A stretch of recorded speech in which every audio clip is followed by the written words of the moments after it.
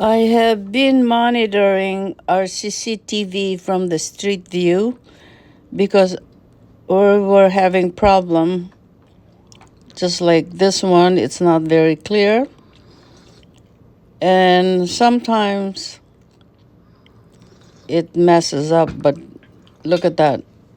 Sometimes it's clear.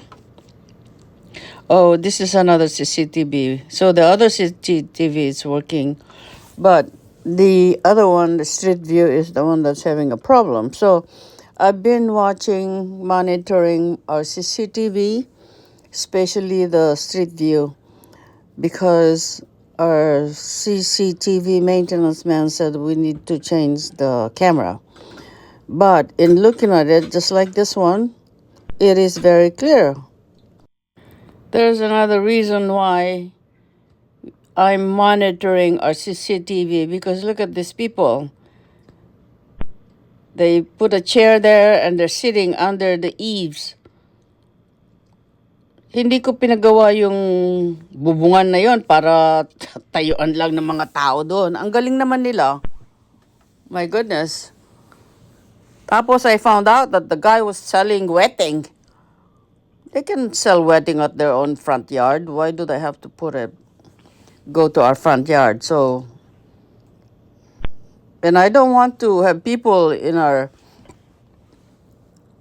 front yard because we have a boarding house that we're running. So I'm not too happy about people staying under the eaves because dami ko yatang gastos dyan. Tapos sila lang ang gagamit. No way. So, look at my dogs. They're wondering where are where are the people that's gonna feed me? Feed me, feed me. The dog is looking around. So anyway, those people, they need to be not there. I don't want any of them hanging out. Ayun o, tignan mo, nakaupo na doon. Sitting pretty na siya. Paano? May bubong. Patatanggal ko yung bubong na yan para wala nang mag-stay dyan. Nakakainis. Ang dami ko yatang gastos dyan sa bubong na yan. Tapos iba lang ang makikinabang. Ayan, nandoon. May payong siya, nagtatago. Ayaw niyang pakita yung mukha niya. Kasi alam niya may CCTV siguro. Ay, eto, gabi na ulit. Our camera is doing fine. Sometimes when it's raining hard, siguro na nagagalaw yung camera, kaya ganun. Pero I don't want to change the camera.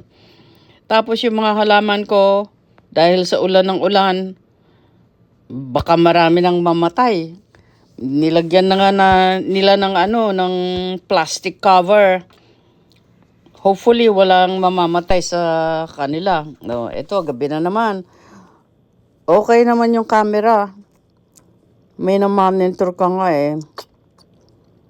Merong time na ano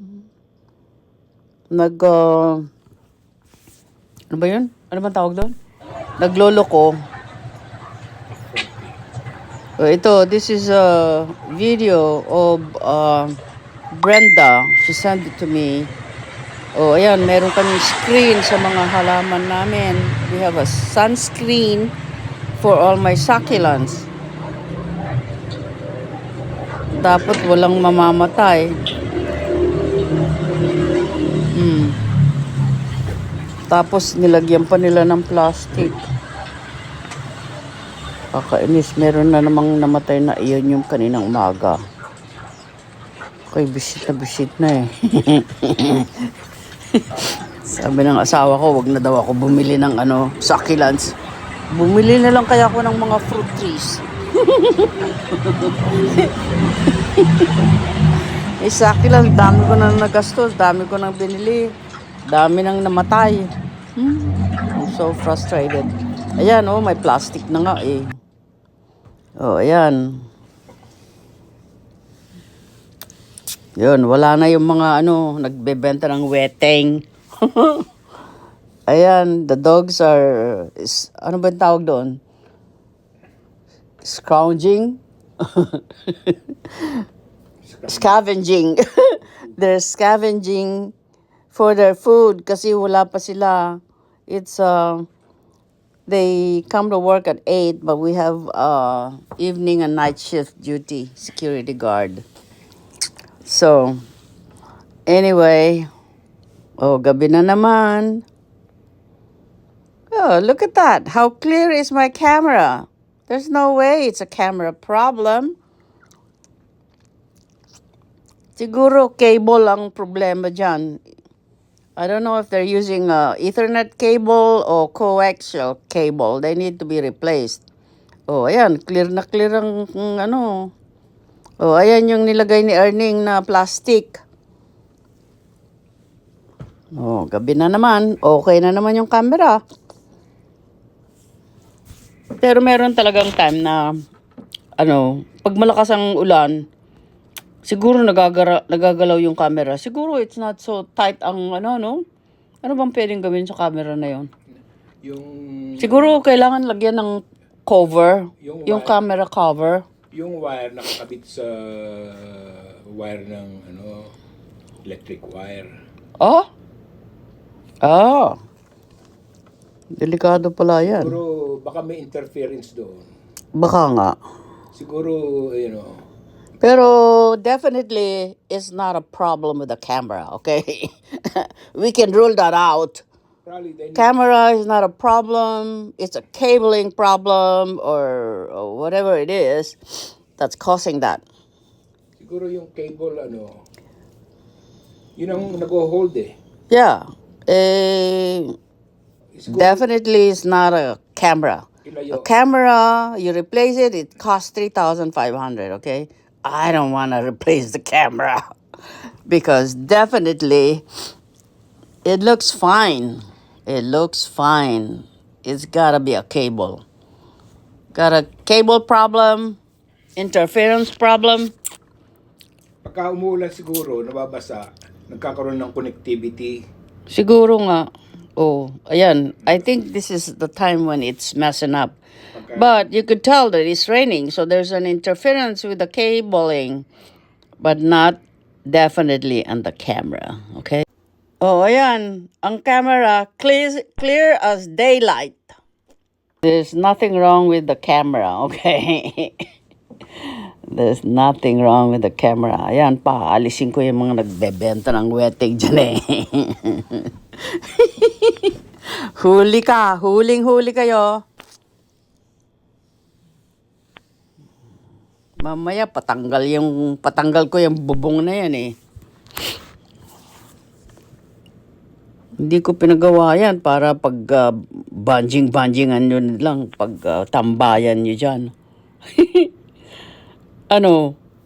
Ba't hindi kayo magtambay sa bahay nyo?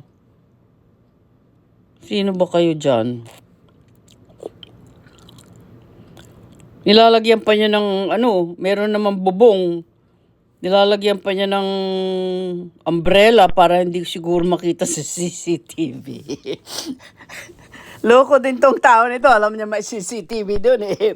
Nilalagyan niya ng para hindi makita yung mukha niya. Kilala mo ba yung nagbebenta ng weteng? Merong yung kabila.